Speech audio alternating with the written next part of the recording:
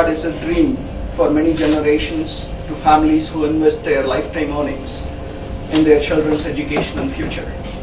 We realize the importance of advising students to study abroad and happy to extend our unbiased counseling and uncompromised quality of counseling to students who are aspiring to study abroad in Australia. Our counselors are internationally educated to share their first-hand experience and knowledge during counseling process. We have successfully established an advising infrastructure that clearly understands the students' goals, their academic capabilities, as well as financial capabilities that they could invest in study abroad, and provide customized counseling to the best of the students' abilities and structure.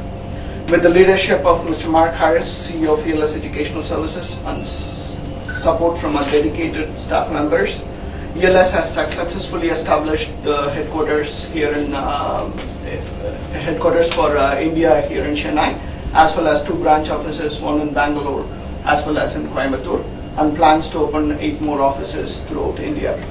On the other side of the spectrum, ELS Australia is already matriculating close to 1,600 students into higher educational institution in Australia, and has pathway centers that are established in Sydney and Brisbane, with plans to open 8 more centers in university campuses throughout Australia in the next 8 years. I'm very thankful for the support ELS India has received from its inception, and reiterate our commitment to expand our counseling services and quality of counseling to students in India who are aspiring to study abroad throughout India. Thank you once again for joining us and for your continued support. Thank you. Thank you, Malik. Say good afternoon to Mr. Michael Bartlett, to say a few words in this session. Thank you, and I'd be delighted to. First of all, ladies and gentlemen, it's wonderful to see you here today, and certainly I can recognise a number of familiar faces, whether they be in the sort of captains of industry and trade, like my good friends representing the Indo-Australian Chamber of Commerce, which is a peak body and a wonderful platform for engagement between Australia and Indian companies.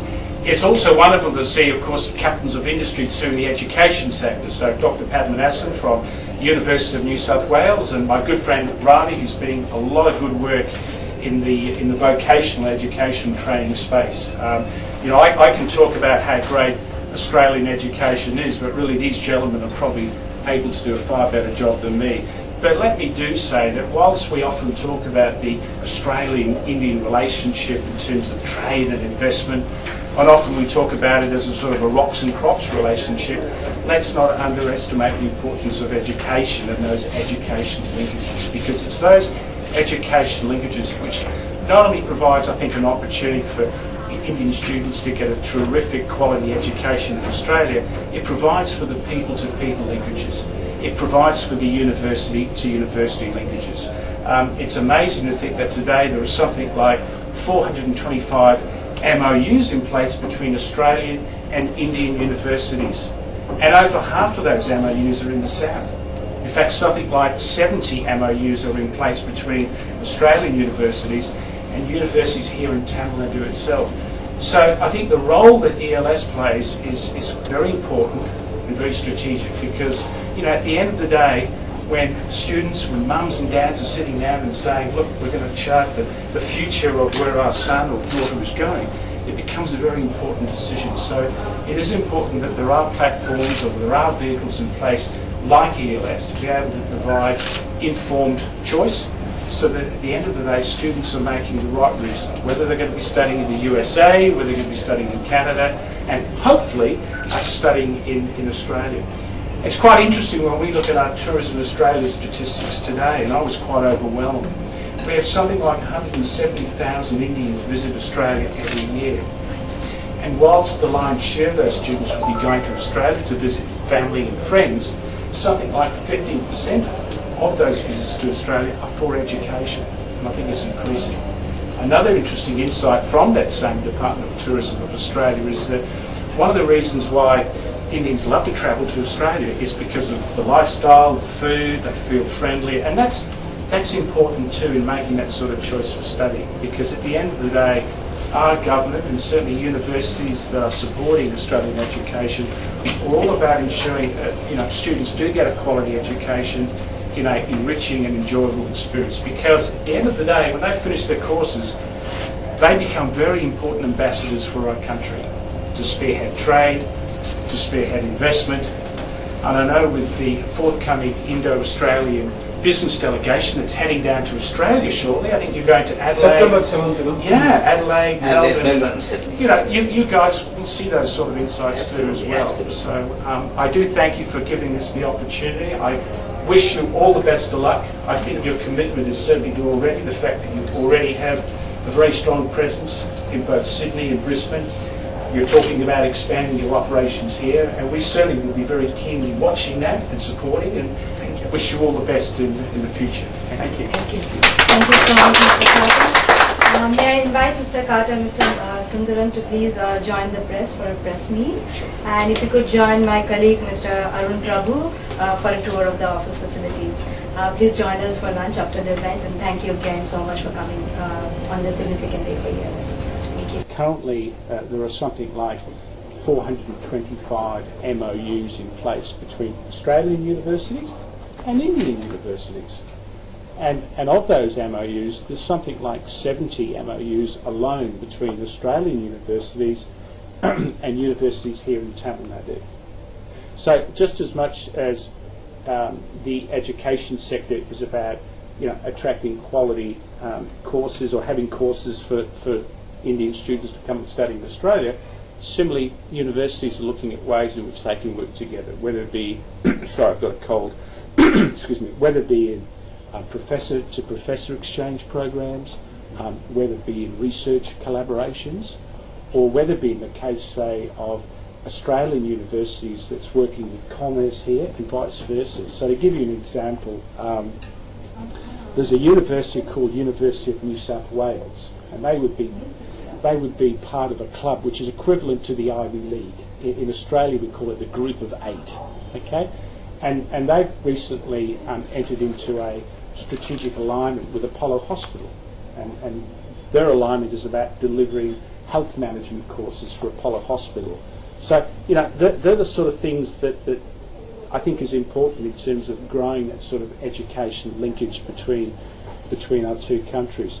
Now, obviously, the role that ELS Australia plays is one of, shall we call it, at the coalface, being there to provide a unbiased, well-informed platform so that students, so that mums and dads can get a more informed decision about, well, where should I be sending my kid?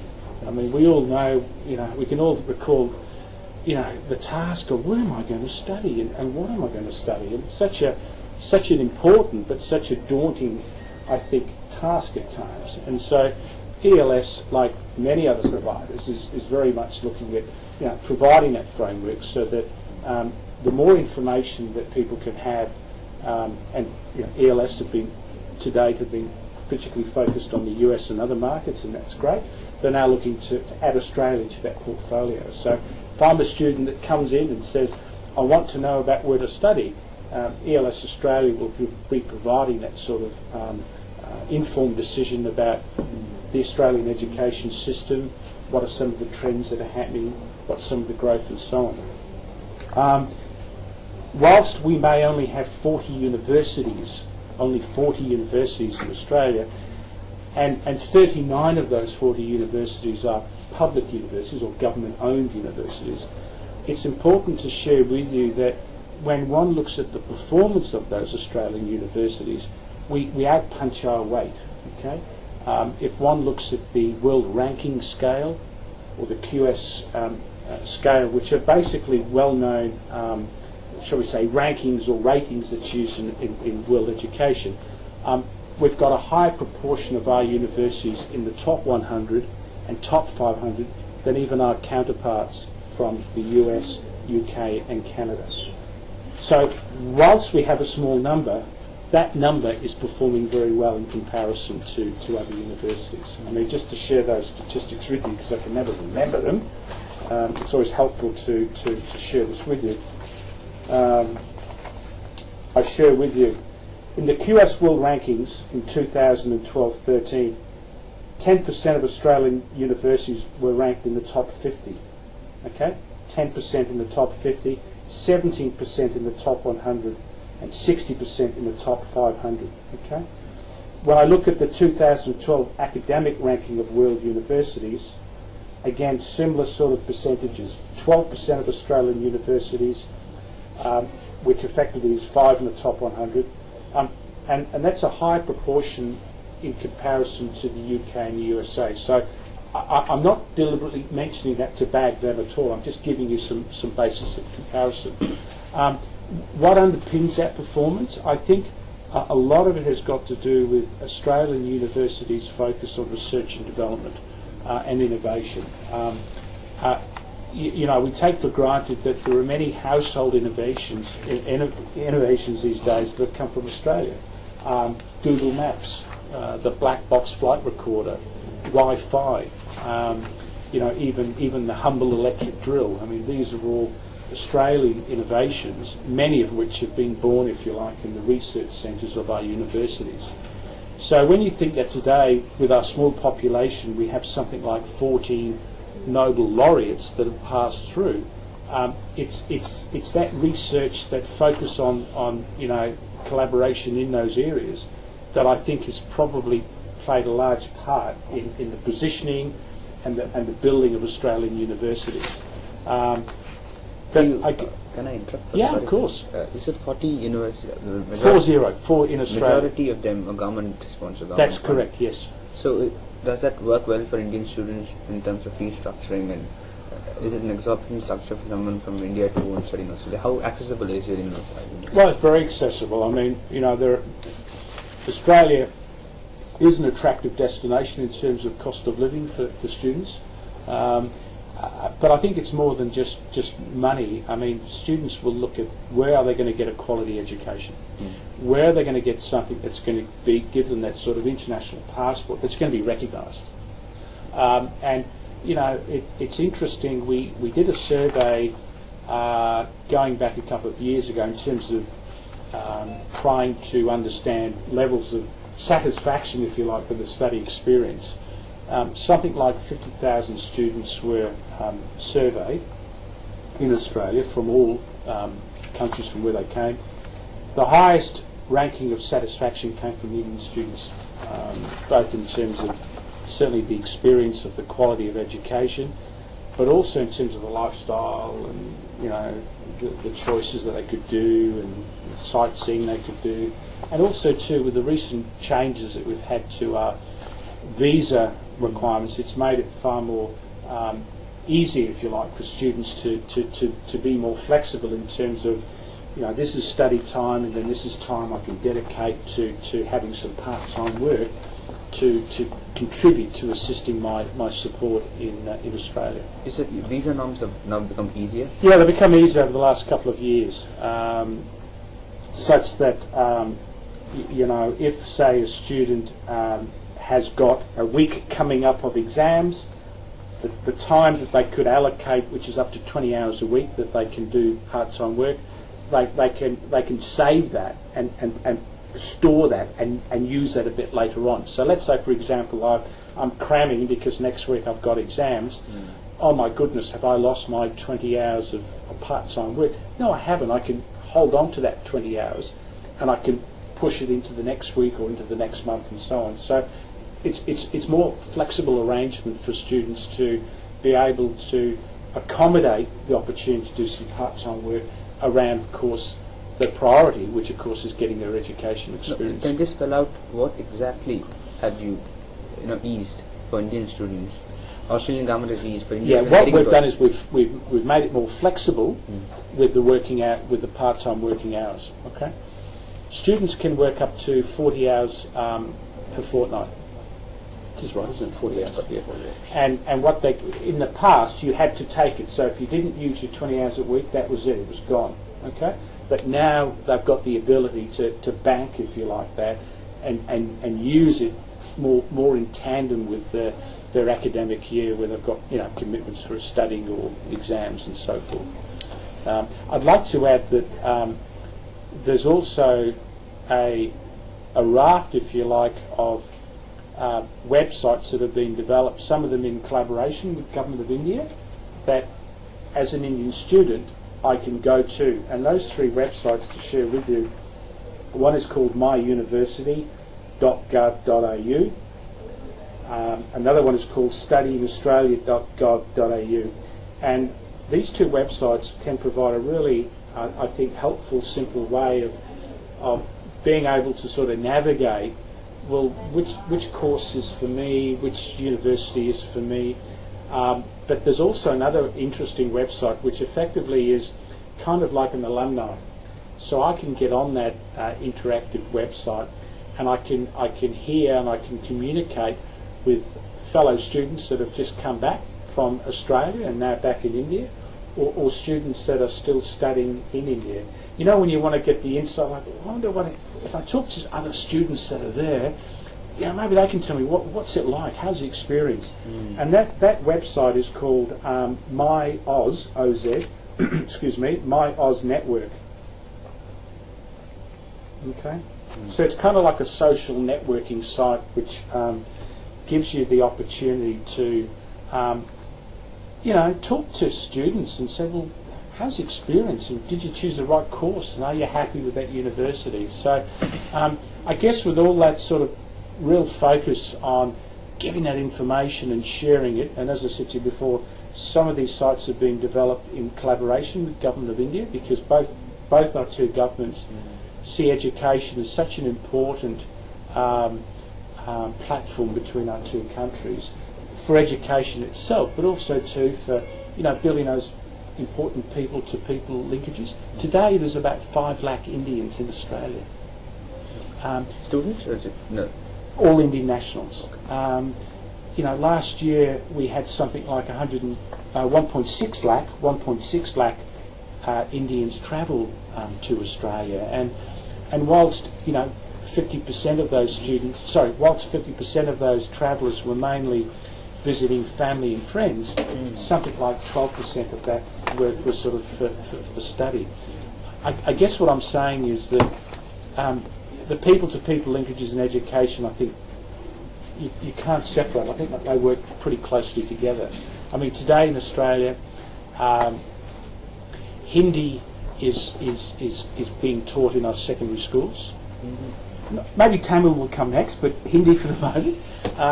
Hinduism is now the fastest growing religion in Australia.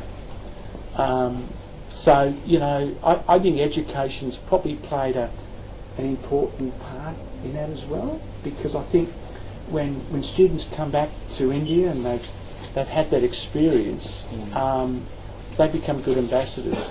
You know, I travel quite a lot around South India, and you know, it always amazes me the number of alumni I bump into. I don't know if you know of there's a food franchise in Hyderabad called Sunshine Kebabs, which is actually a Queensland-based food takeaway place. And I met the guy that runs it in Hyderabad, and he studied at Queensland University. He stayed there for a few years, and then he said, you know what, I think I should take this back to Hyderabad. So he's now got 12 of these kebab stores. And I mean, would have that happened if he had studied in Australia? I don't know, but it's interesting when you look at some of those linkages. So one of the things that I'm particularly keen to do is try and find out more of the alumni that are here in Chennai, and you know, hear more about what their experiences were like, and what are they now doing with that education that they picked up in Australia. The Australian government's also very keen to encourage Australian kids to study in India and elsewhere. And you know, if I go back probably last year, there was launched an Asia grant scheme, which is kind of a funding scheme for Australian students to similarly look at the opportunity for studying overseas as well. And I certainly believe that yes, it's all about attracting student flow, I think both ways. I think there needs to be, I think there's a wonderful opportunity to have more Australian kids study overseas as well and gain that experience, because, you know, it's a global village that we operate in.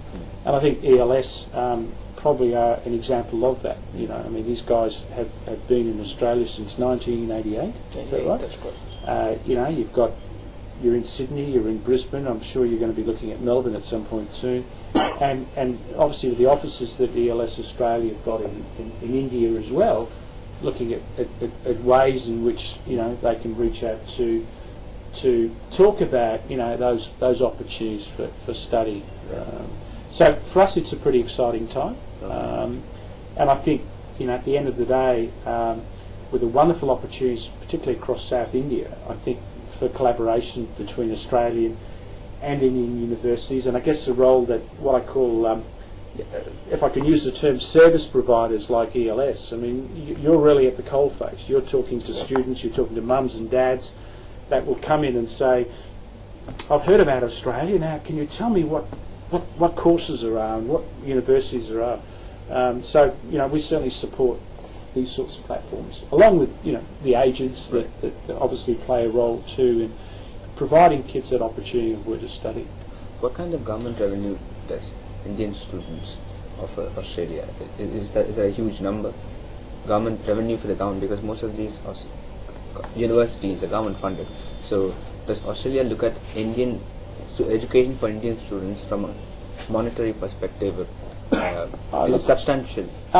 Well, let me say first and foremost, Australian universities, and I'm sure for any universities, are looking at what can they deliver in quality education to overseas markets.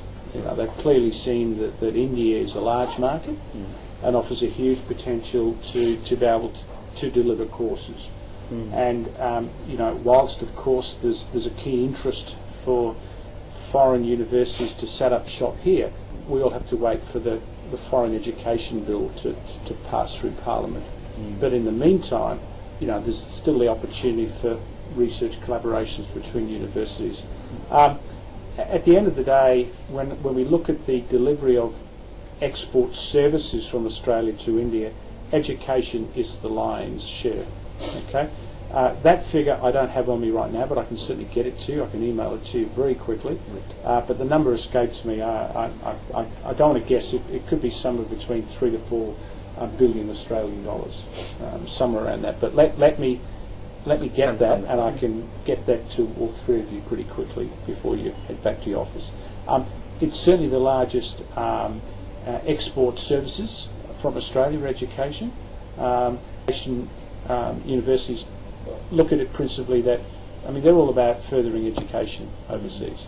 You know, they're also looking at collaborations, and I think that, you know, when you look at many of India's great assets, one of your greatest assets would be your youth. Well educated, thirsty, have a big appetite to seek quality education. And I guess what we're saying is we'd like to certainly be seeing that Australia can be a choice for them. You know, I think the world's big enough for students to be able to make that well-informed choice, whether they want to study in UK, US, Canada or Australia, and we're obviously looking at that. And I would think that with the increasing trade and investment between our two countries, and certainly the increasing number of investment, like for example many large Indian companies here in the south, you know, they're either in the IT business like the Infosys of this world and the Cognizants, or the Adanis or the GVKs in mining. You know, as we see more of that Indian investment into Australia, I think that has a positive spin on providing even more interest, if you like, for people that are looking for an education pathway to consider Australia as well. So that's why I don't want to sound like I'm waffling on here, but I don't think you can separate education. I think it's part of the big picture. It's so entwined in our people-to-people linkages. It's so well entwined in our trade and investment. So it's very much an important platform. You know, that the Australian Trade Commission is tasked, if you like, in terms of supporting and taking forward. And that's obviously what these guys have done here. You know, providing a snapshot of you know, studying in Australia. What does it mean? What are the choices? What are the opportunities? You know, what can we do? The Australian government consider setting up their own consultancy and you know, counselling services to better communicate your opportunities to Indian students? Look, we have an organisation called Australia Education International, or AEI, Australia Education International. That is a government education body which basically establishes the framework for the strategies and the government-to-government linkages in education. Our role at the Australian Trade Commission is more of the support marketing to what I call the people that are really at the centre of it all. Organisations like ELS Australia, many of the agents, student agencies. That's not our job, and that wouldn't be our job. Our job is to provide the marketing support. Right. You've got a well-established machine in this country. You've got organisations like IDP, you've got organisations like AERI, you've then got service providers like ELS. We don't need to do their job. We think they're probably doing a good job already. We see our role more providing that sort of overview marketing support where they need it. And one of the key marketing, brands or brandings that we've been using in the last 12 months is called Future Unlimited. And we use Future Unlimited as a means of supporting what the likes of ELS Australia does and agents, I have my back to you, student recruitment agencies, so that they can get a better understanding of just what are the unique selling proposition about Australian education. It's actually a great video clip as well. It's very modern, it's very young, and it really provides a sort of a contemporary sort of messaging about why you'd want to consider doing an Australian education. So again, I'm happy to share. I can send you that link to that YouTube as well. How's the bilateral trade in India and Australia? Heading north, at the moment it's up around the. Because we've just got the latest figures in. Our two-way bilateral trade is about 17.5 billion Australian dollars. Okay. And when you look at that, India is ranked as our 10th largest bilateral partner. Now, most of that bilateral trade is mainly in the resources sector. So, our coal, our gold, our, if you like, ore commodities. Agriculture is pretty big. So if you looked at those two big clusters of resources and agri, that's probably about 75% of that figure that I just gave you, okay? And the balance is then made up of services, of which education is a large chunk, and of course, infrastructure services, food and beverage, and so on. What's been interesting, I think, when I first came to India, my goodness, 7 years ago, and I began my life in New Delhi, we used to talk about the value of that bilateral trade of around about $12-13 billion.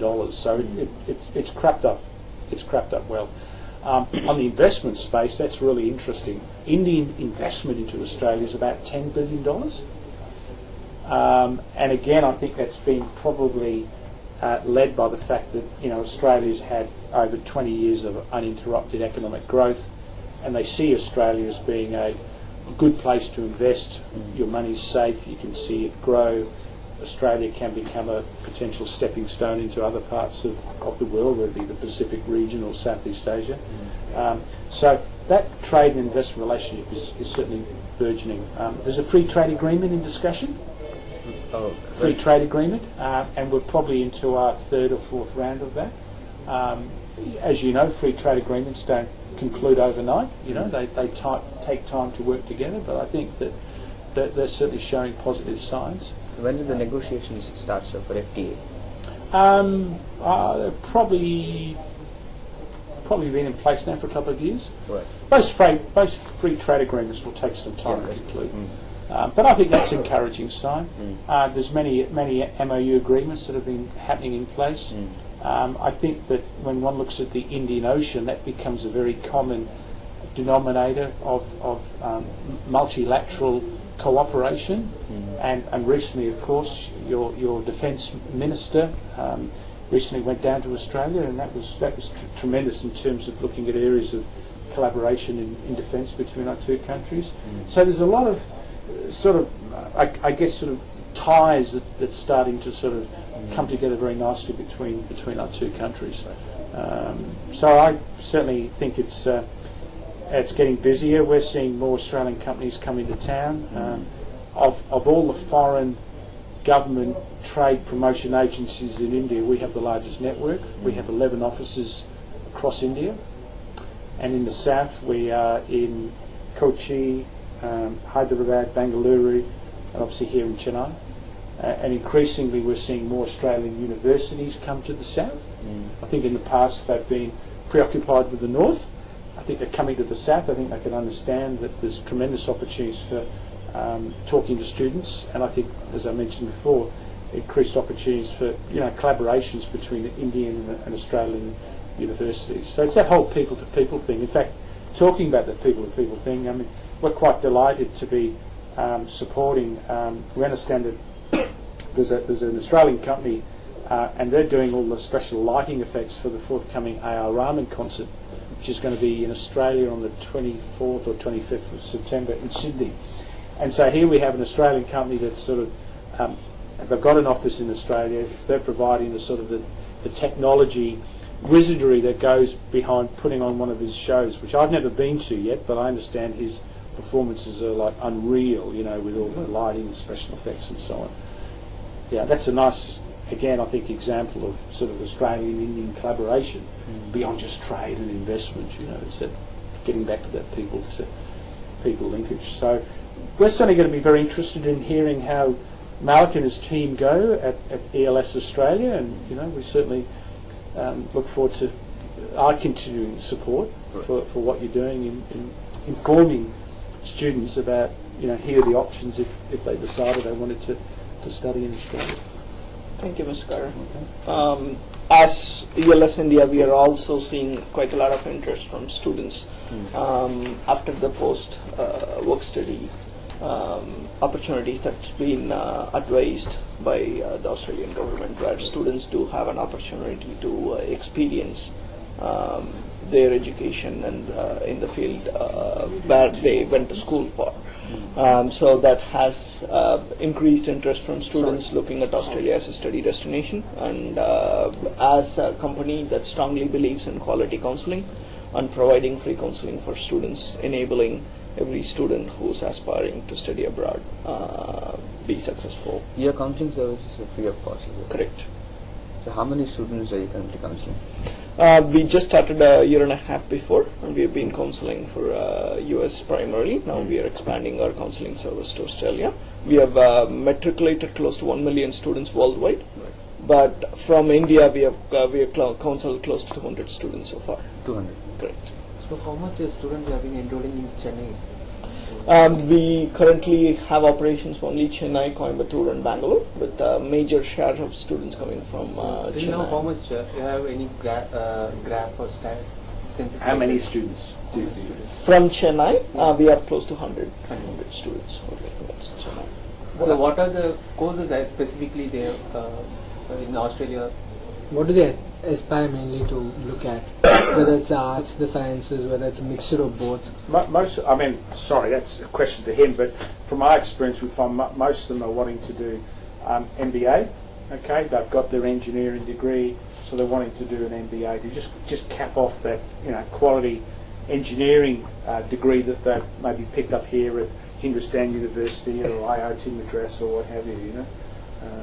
Am I right? Sure, and that's what we see mostly as well. We also see strong interest in engineering degree programs as well, that students are looking to aspire to get their Are those mainly research-based courses, or they are more field or technical? Generally, we see a lot of technical-based courses as students' interest, but because of the research facilities and the encouragement that students do have studying abroad in foreign universities, we do students who are particularly looking for research interest more and more looking at study abroad as a study destination. So about the opportunity level after their education in students have passed out. So how about the opportunity level in Australia? Right now, any new plans or any things you have been introduced? Well, I think that, let me answer it by way of saying that there's no doubt that when the students have graduated, and depending on which particular course it is, they can stay in Australia for a period of time.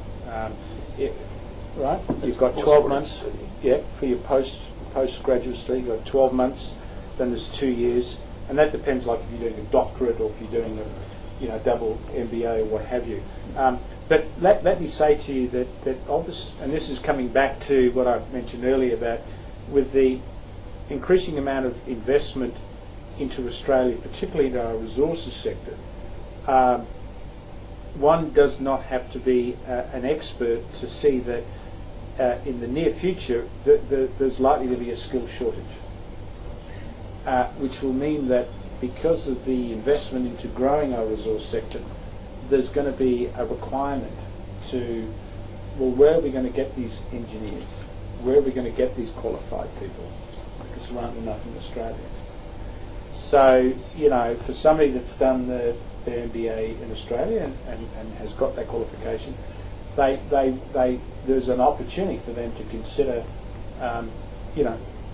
the opportunity for working in Australia, providing, of course, they meet all the different visa requirements and norms, which is out of my purview. I don't cover that area, but we can certainly put you in contact with people that do.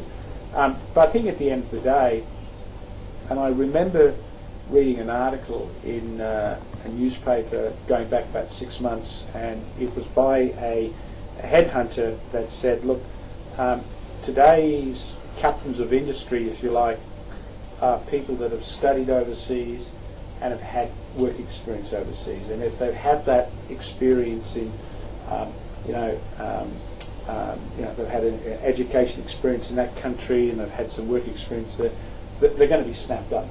So I would think that, for a student that's studied overseas, whether it be Australia or elsewhere, and they come back, that, you know what I mean, that they're positioning themselves for where's that next job going to be in that multinational company. And I think when you look at it, all countries are constantly looking at changes within the visa structure to sort of reflect the supply and demand, if you like, and the sort of the requirements as they go forward. I don't know if you want to add to that. As Mr. Carter had shared, we do look at students who are looking at post-study work opportunities, which certainly helps them experience what they've learned in their classrooms in real-time environments. So what about the visa process after the graduation, so for a work visa? So you're arranging? It's usually supported by the universities once they finish their graduation on providing pathways on what the next opportunities would be. How are your operations in the UK? Are they going good? Because recently there's been an announcement that Indians need to submit a bond, something, so they're tightening the rules there for visa for Indian students. So how do you see the market? We currently do not serve UK market, but we are expanding into Europe as a whole. Okay. We have our first center opened in France, Nice, where we have our language center co-located on a business school campus, providing English as a service for students who are coming from non-English speaking countries. 20 Australian universities that came across to India.